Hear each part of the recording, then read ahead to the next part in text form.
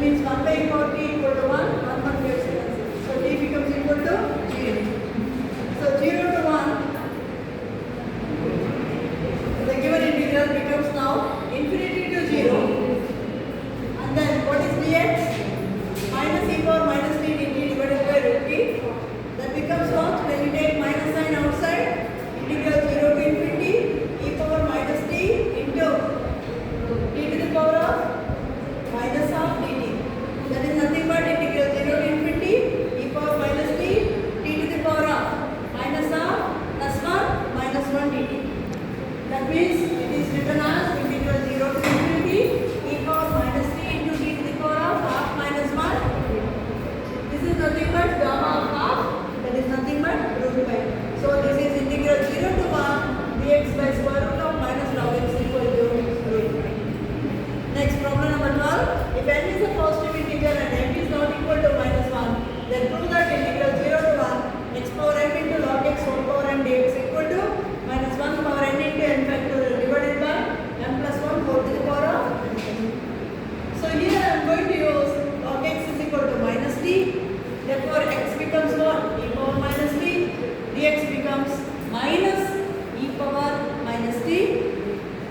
When x is equal to 0, that means 0 equal to e power minus t. That means 1 by e power t equal to 0. That implies t must be equal to n.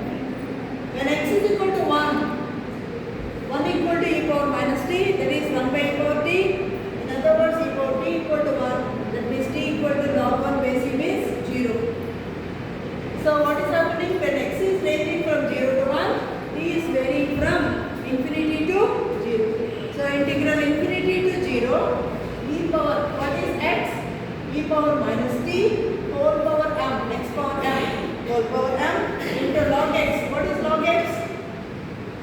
Log x is equal to minus t, we have used, whole power n into dx. What is minus? Minus e power minus t dt. So minus sign is there, and then further minus 1 whole power n is there. So minus 1 whole power n I am taking common, and then when you bring it minus sign outside, infinity to 0 will become, it turns to 0 to infinity e power minus t whole power m plus 1, because here also we are having e power minus t. So e power minus t whole power m plus 1, and then t to the power of n. So that is nothing but minus 1 whole power n into integral 0 to infinity e power minus t whole power m plus 1 into t to the power of, I am going to put it in the standard formula. So in order to bring it in standard formula, number minus 1 we should get it. So minus 1 I have added plus 1. So that is nothing but, this number is nothing but, we are having minus 1 whole power n into gamma of number. What is gamma of number? N plus 1.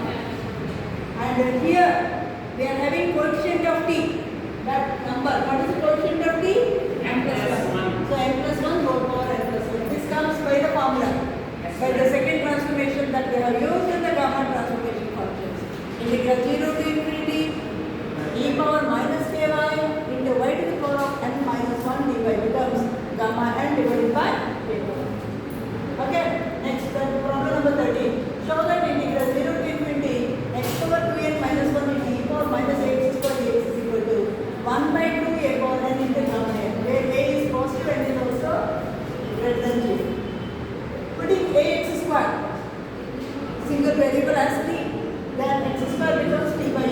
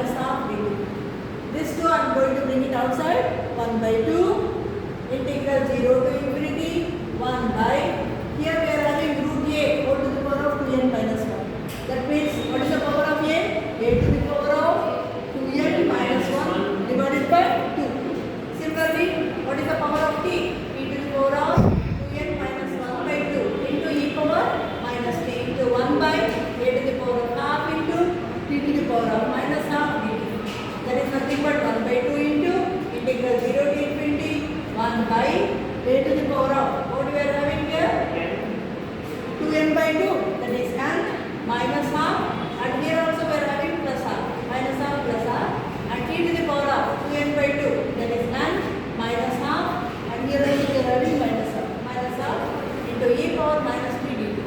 That is nothing but minus half plus half gets cancelled, 1 by 2 to the power 2 a to the power of n integral 0 to infinity e power minus t into t to the power of n minus 1 dt.